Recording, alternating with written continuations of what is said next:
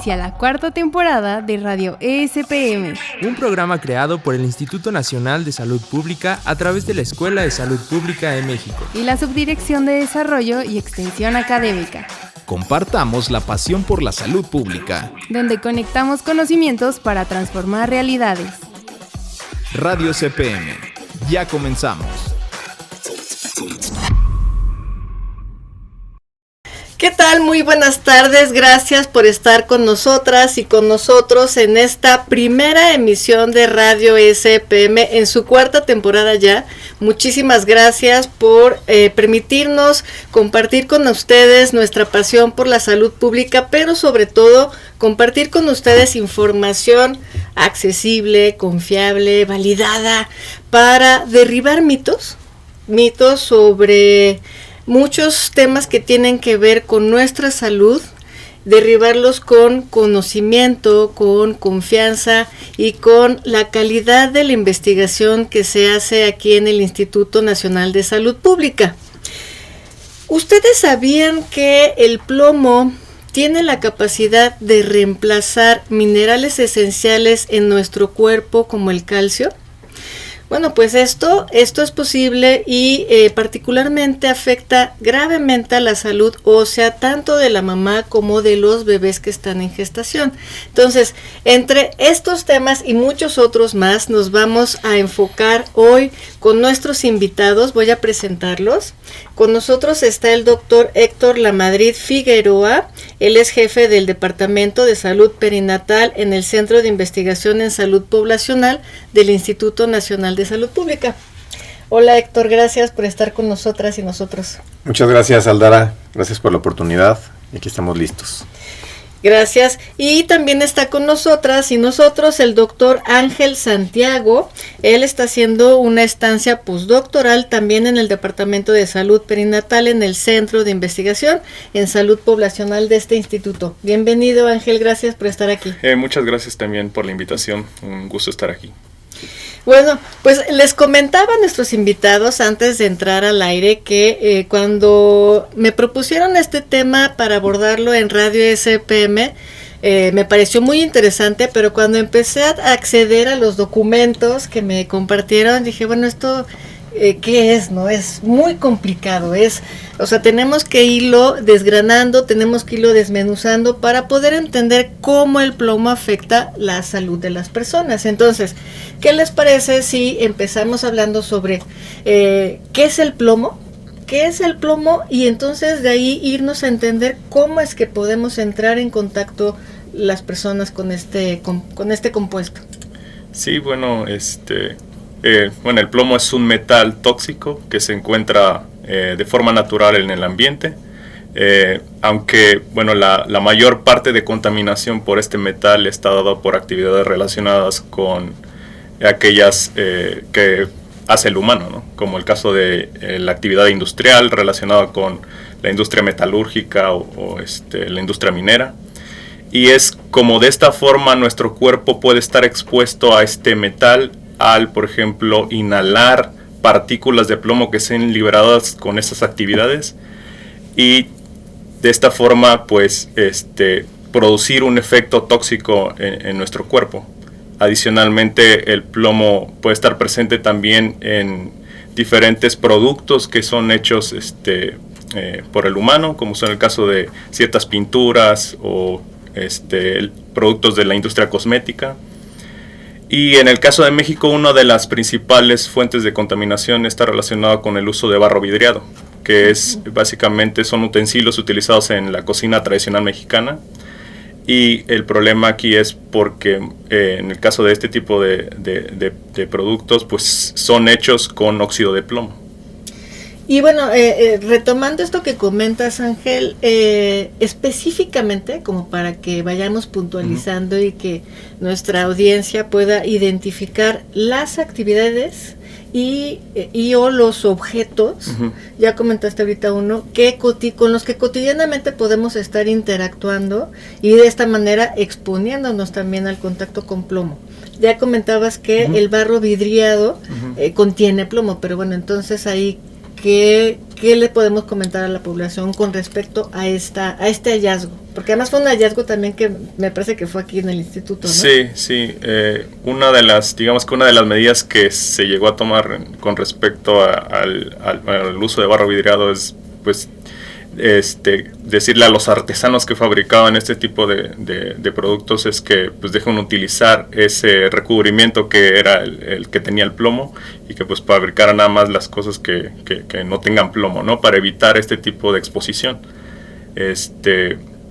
Asimismo, hace muchos años, antes de los 80s, pues se prohibió también el uso de ciertos compuestos de plomo, por ejemplo en aditivos de la gasolina, para que uno ya no tuviera exposición a plomo, ¿no? Entonces son algunas de las medidas que se han tomado a lo largo de los años para evitar esta exposición.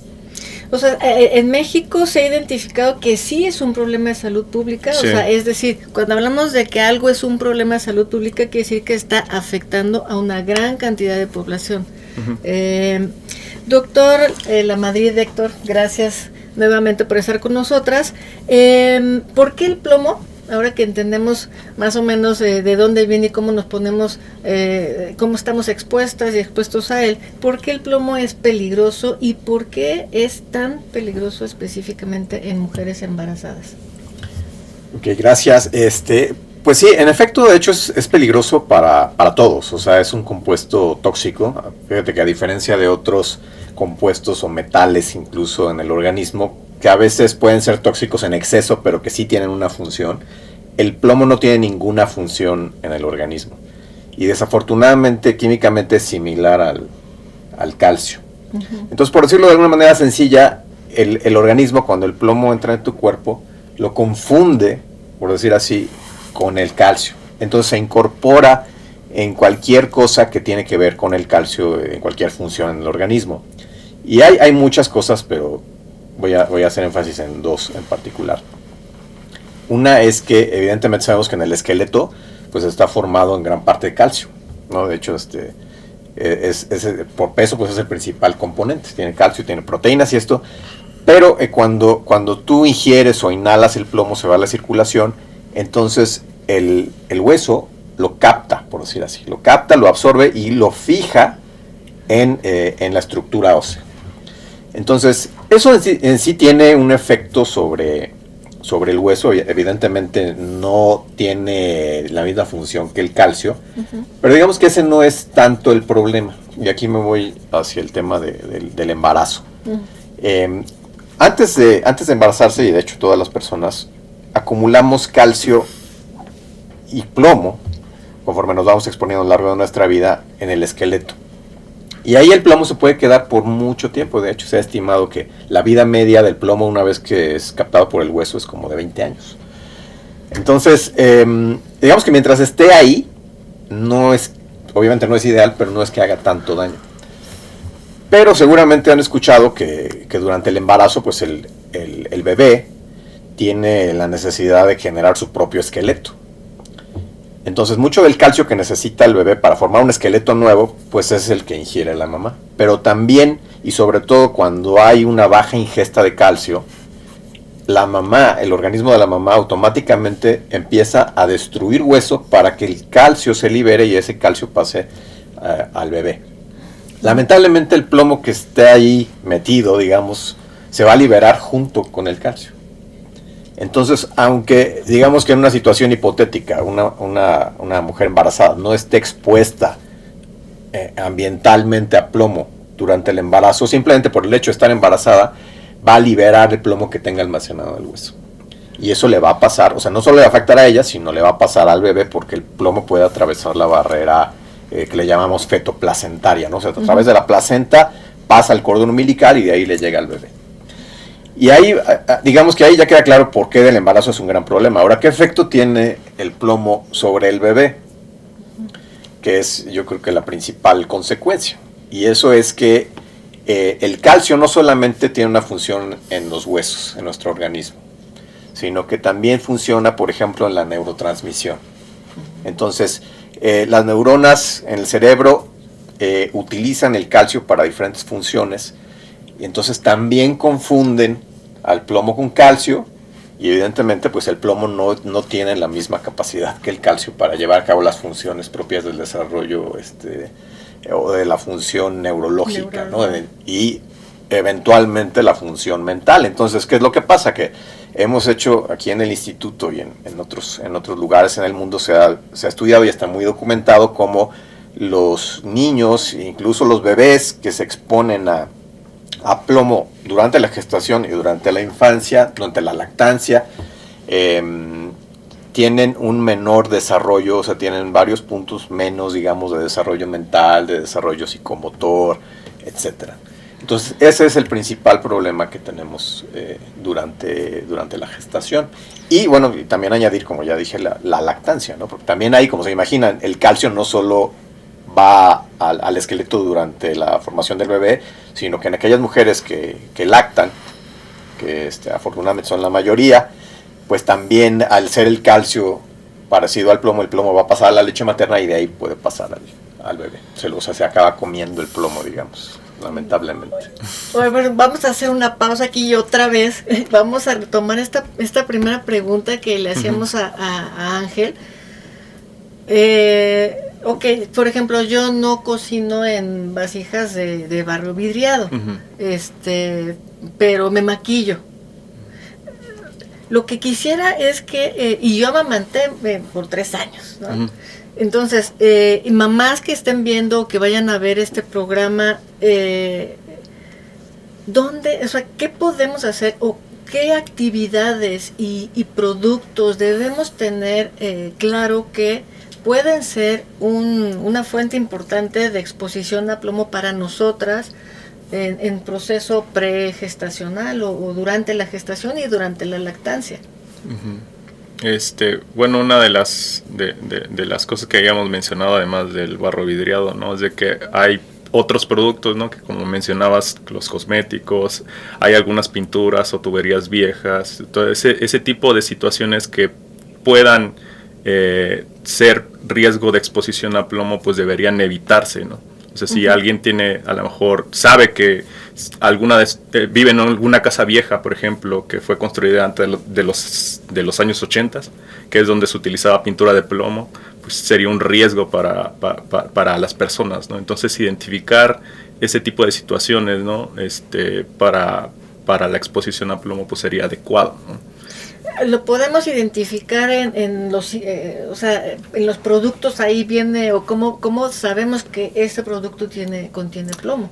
Es muy difícil darse cuenta así, simplemente de verlo, tocarlo, es complicado, la verdad. Como dice Ángel, a lo mejor hay ciertos indicios de que si tú sabes que ves una casa que no ha sido pintada por 30 años y que se está descarapelando la pintura, por ejemplo, ya es que al descarapelarse pues se genera de repente un polvito, entonces ese barres y lo inhalas, ¿no? Entonces no sabemos si esa pintura en particular tenga plomo o no, porque se tendría que mandar a analizar al laboratorio. Entonces, digo, yo sé que es complicado y es más fácil decirlo que hacerlo, pero pues hacer un llamado a que si hay la posibilidad de, por ejemplo, reparar este tipo de pintura, de pintar con pintura más reciente, que hoy en día hay mucha más regulación al respecto y no tendría por qué tener plomo, pues se hiciera. Otra cosa también, añadiendo a lo que comentaba Ángel, es el tema de la pintura en los juguetes, ¿no? Por ejemplo, ya cuando ya nacieron los bebés, sobre todo juguetes que no son, o sea, que son regulados, ¿no? Y por ejemplo, los que puedes encontrar en un tianguis, ahí, digo, no quiero estigmatizar a algún país, ¿no? Pero sabemos que vienen muchas veces importados con poco control de calidad, entonces también a lo mejor, en la medida de lo posible, pues evitar ese tipo de cosas en cuanto a la exposición. Hay otras que son más difíciles de evitar, por ejemplo, yo sé que aquí nos ve gente de toda la República y de otros países incluso, pues a veces es difícil abstraerse de donde uno vive, ¿no? ¿Está en el ambiente el plomo también? Sí, por ejemplo, y pongo el ejemplo digamos más importante en el país, es la región de la comarca lagunera, en donde hay una industria metalúrgica muy importante. Y está también ya muy documentado desde hace muchos años como en los alrededores, en general en la laguna, pero en los alrededores de donde está la industria, existe grandes cantidades de plomo en el suelo.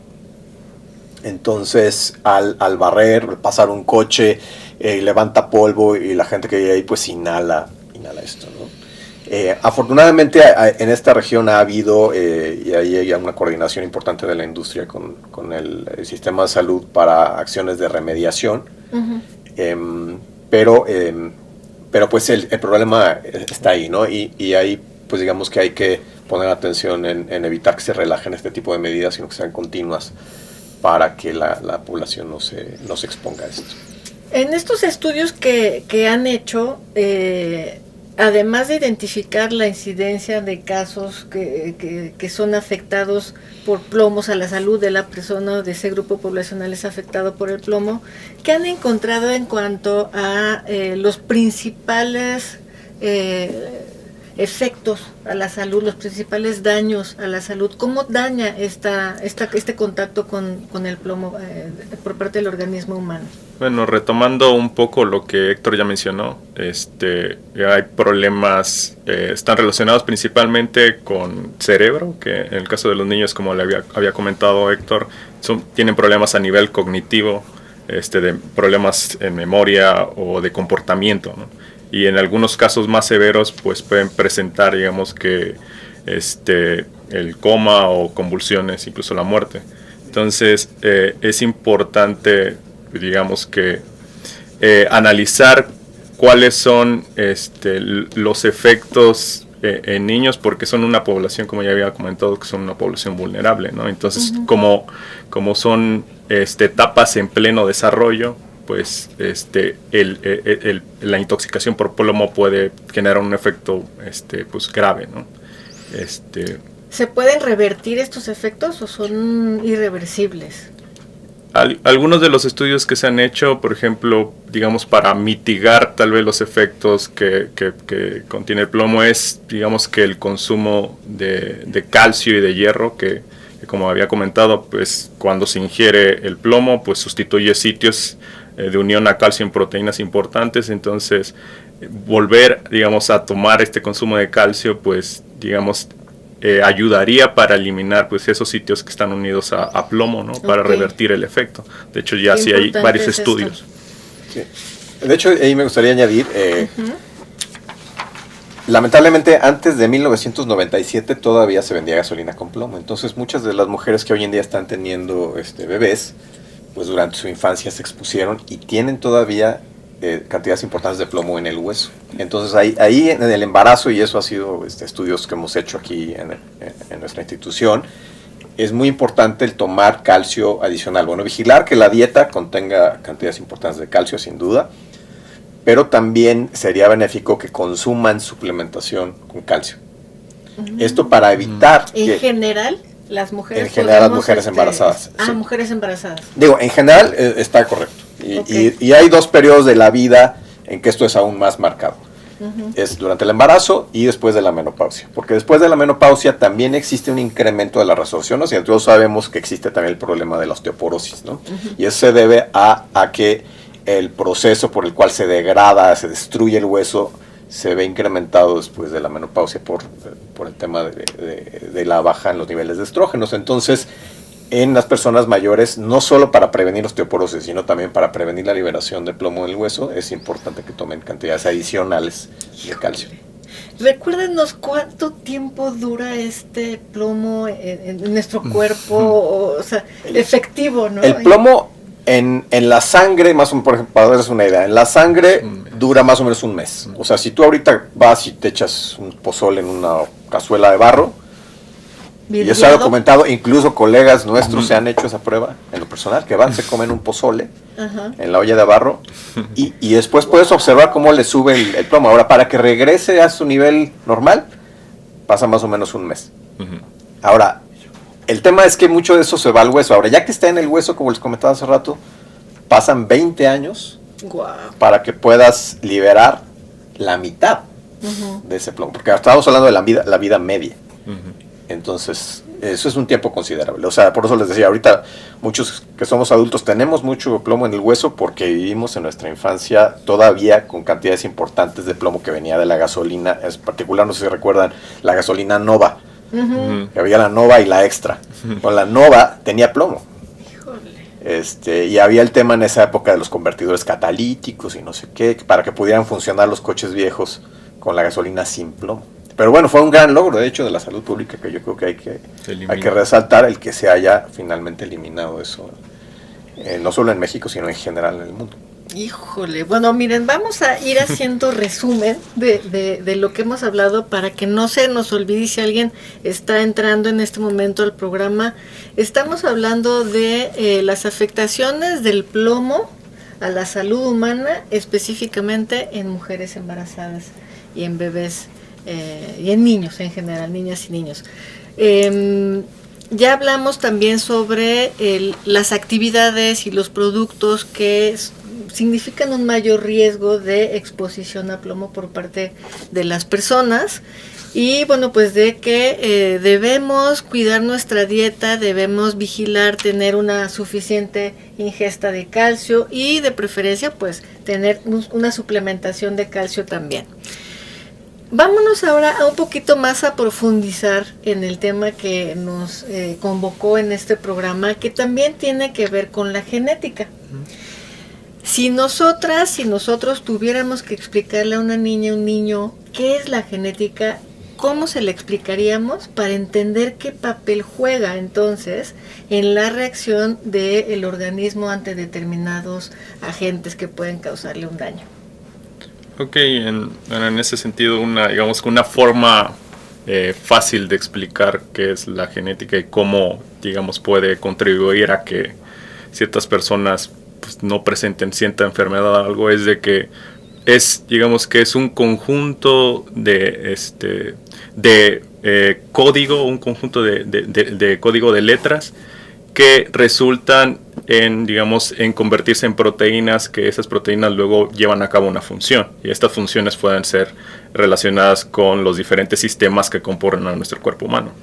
Entonces hay ciertas personas que pueden tener variaciones en este código que tenemos y que pueden resultar en que sean menos o más susceptibles a ciertos efectos, como en este caso del plomo, ¿no? Puede haber personas, y de hecho hay estudios descritos en los que ven el seguimiento de una persona, de diferentes personas que han sido expuestas a plomo, y lo que ven es que para algunas tienen un mayor efecto, pero para otras parece que no les afecta nada. Entonces parecía que hay una relación en este código que compartimos entre nosotros, pero con ligeras variaciones. Esas variaciones están en el genoma, y pues sí se ha documentado que tales variaciones están en genes que participan en procesos esenciales, como es el caso del metabolismo óseo, o puede ser también en proteínas de la sangre que también interactúan con diferentes cosas. Entonces, lo interesante de la genética es evaluar cuáles de esas variaciones pueden hacer menos o más susceptibles a las personas en la exposición a plomo, que esa es una de las cosas que estamos evaluando en la investigación y que vamos a retomar un poquito más adelante. O sea, si pensamos que la genética es más o menos un instructivo que va a ocupar el organismo de cada persona para desenvolverse a lo largo de la vida, si un bebé durante su gestación está expuesto a plomo por la mamá, ¿variaría su genética ese bebé?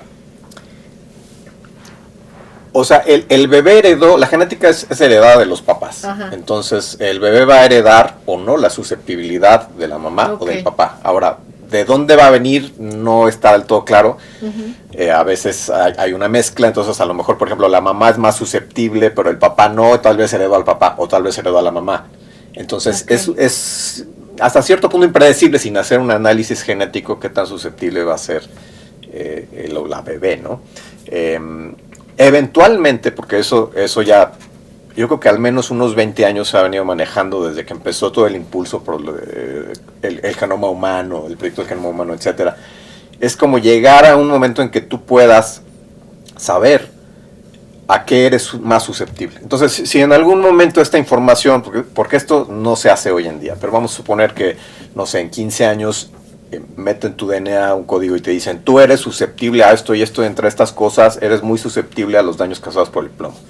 A lo mejor esas personas tienen que tomar medidas más fuertes, digamos, para prevenir. O sea, a lo mejor ahí sí sería más importante, digamos, en el caso que estamos hablando hoy, de que tomen más suplementación de calcio para mitigar el efecto. A lo mejor hay personas que son, como decía Ángel, menos susceptibles, entonces a lo mejor ahí no habría de tener precauciones generales, pero tal vez no hacer una intervención ya más focalizada. Entonces a eso es a lo que aspiramos a utilizar la información genética de no solo este estudio, sino en general, a eventualmente que tenga esa aplicación en la prevención, o sea, hacer prevención de la susceptibilidad que tienen las personas, porque el gen, aunque también hay trabajos en ese sentido, pero yo, al menos, yo no sé si Ángel comparta mi opinión, pero lo veo más lejano a poder cambiar los genes.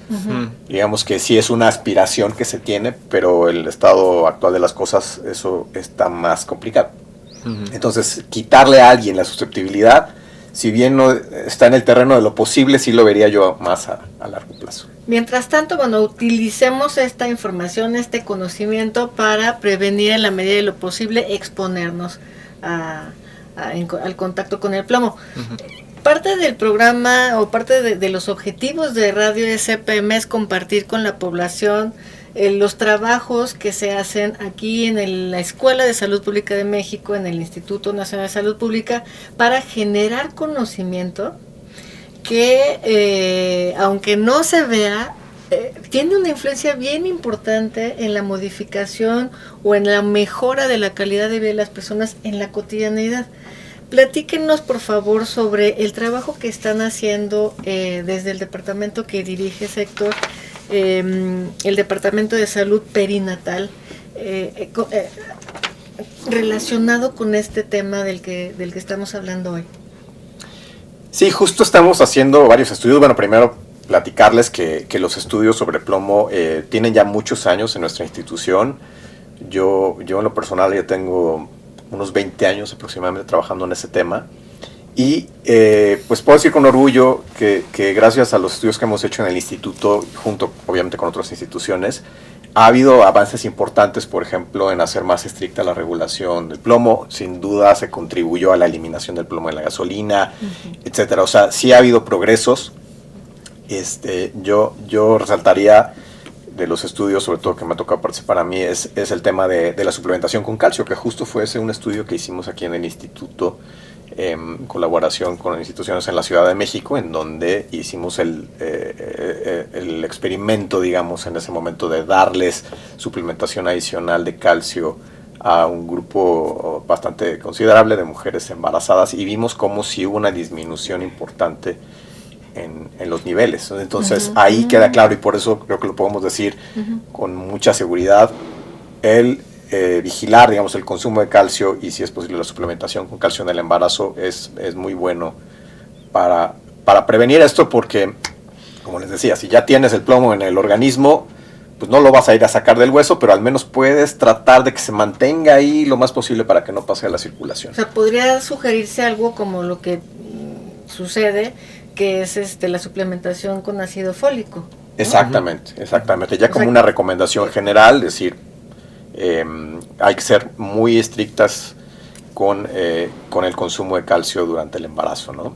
También a veces, por ejemplo, hoy en día, y yo no quiero polemizar, pero hay ciertas corrientes en donde desalientan el consumo de lácteos por una serie de razones, y en particular en las mujeres embarazadas.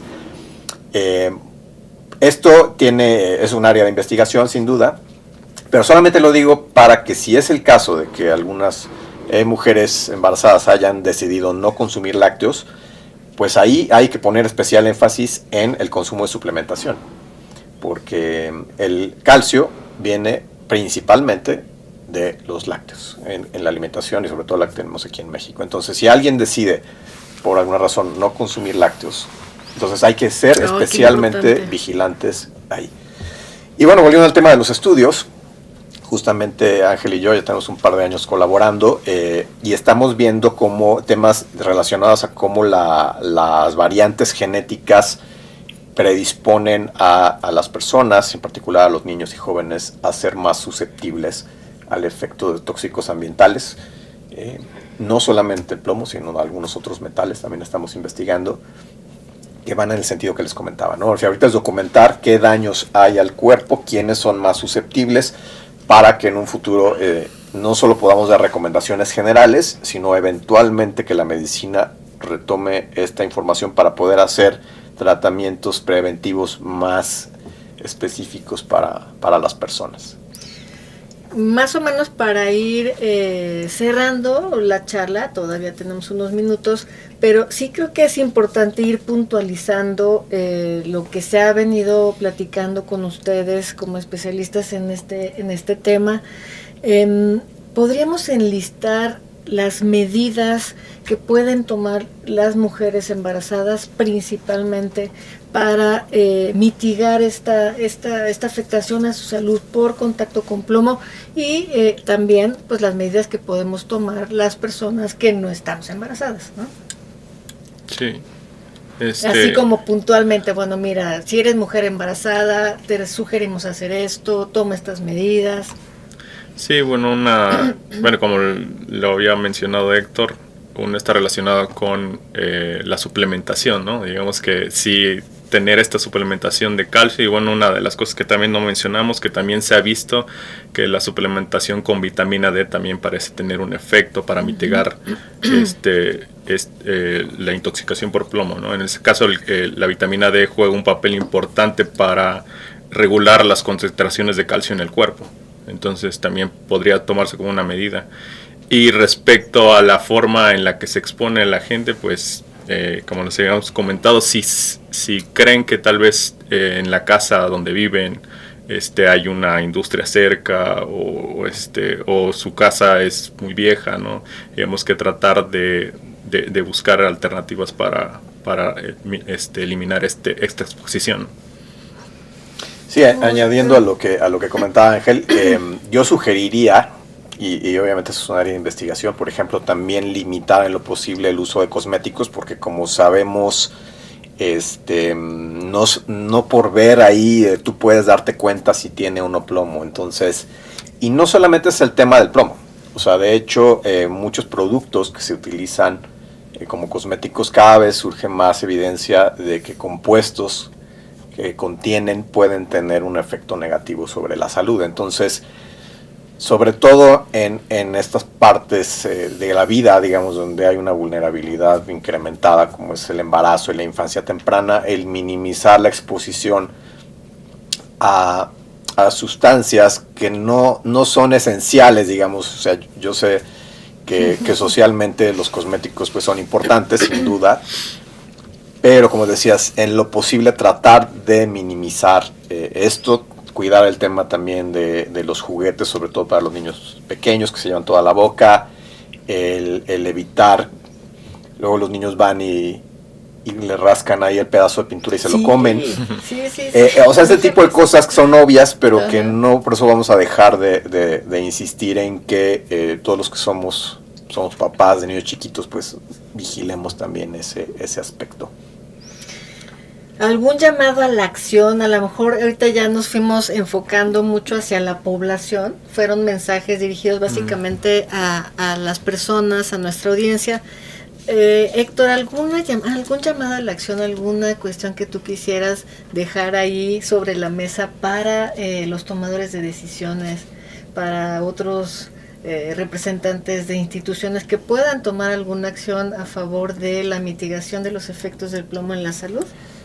Sí, por supuesto, y yo creo que no solo a tomadores de decisiones, sino también a la sociedad, porque finalmente la sociedad es la que tiene o tenemos la capacidad de hacer presión en cierto sentido, pues es llamada a regulaciones más estrictas y sobre todo también a vigilancia en el cumplimiento de las normas que ya existen. Por ejemplo, el tema del barniz con plomo, ya eso está normado.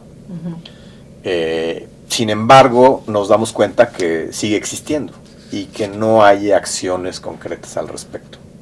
Entonces yo creo que ya hoy en día, digamos, obviamente siempre estamos aprendiendo cosas nuevas y estamos documentando cosas, pero creo que ya hay evidencia pues más que suficiente para poder tomar acciones preventivas concretas, ¿no? Y por temas culturales en México, sin duda, pues reconocemos que es muy difícil decirle a la gente, deja de usar ollas de barro, ¿no? O sea, porque en primer lugar hay personas que pues no tienen otra opción. Y quienes sí tenemos la opción, pues a lo mejor por temas culturales seguimos utilizándolo. Existe el barro sin plomo, el barro con barniz sin plomo, pero también a simple vista pues es difícil saber cuál tiene y cuál no tiene. Sí. Entonces yo ahí hago un llamado justo a nuestras autoridades que retomen la evidencia que generamos aquí en el instituto para tratar ya sea de hacer regulaciones más estrictas en cuanto a la industria cosmética de alimentos, etcétera, pero a también vigilar el cumplimiento de las normas oficiales que ya existen en cuanto al uso o no uso del plomo en cosas como el barniz para el barro vidriado. Entonces yo haría ahí un llamado en ese sentido. Yo sé que se han tomado ya acciones, hemos tenido éxito a lo largo de las últimas décadas en cuanto a ir regulando, pero todavía nos falta mucho por hacer. ¿Tú qué opinas, Ángel?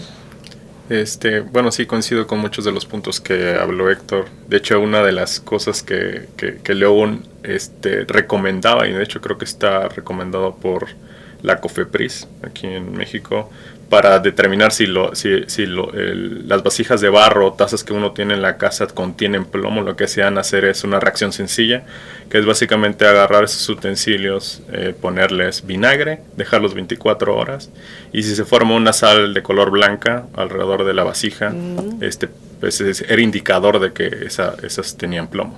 Entonces digamos que es una de las formas fáciles que uno puede identificar, más porque pues sí, es por y tradición dejarlas como adorno, nada más. Sí, dejarlas como adorno, sí.